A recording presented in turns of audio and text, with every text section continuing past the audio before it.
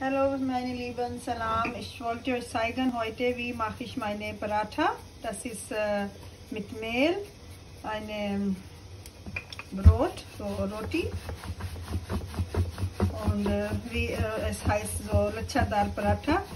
Und kann man auch rund machen oder viereckig machen oder dreieckig. Erstmal müssen wir so. So, es ist groß genug. Ich schmiere hier überall so Margarine. Wenn mag ihr Butter, könnt ihr Butter nehmen oder Öl nehmen, aber so alles schmieren. Bisschen Mehl drüber, nicht viel, bisschen so. So, erstmal so machen. Dann wieder oben Butter, bisschen Mehl, dann so. Wieder hier schmieren. Dann so, wieder hier ein bisschen mit Öl, ein bisschen mit Mehl und dann so, das ist fertig. Und jetzt ich zeige.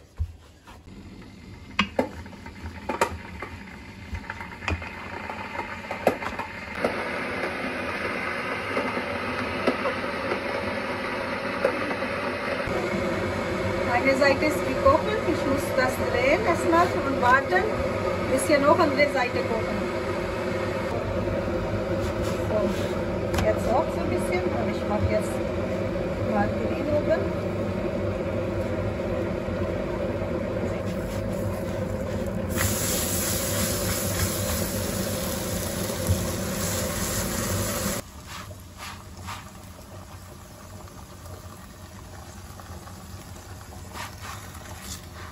Wow, guck mal, beide Seiten sind gut gekocht. Und es ist sehr heiß und ich zeige euch, wie sieht das aus drinnen, wenn essen. Alles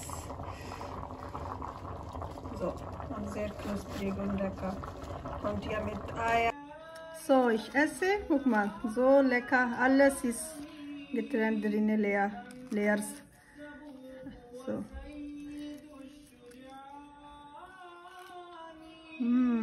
So yummy. Ich wünsche euch einen schönen Tag. Tschüss.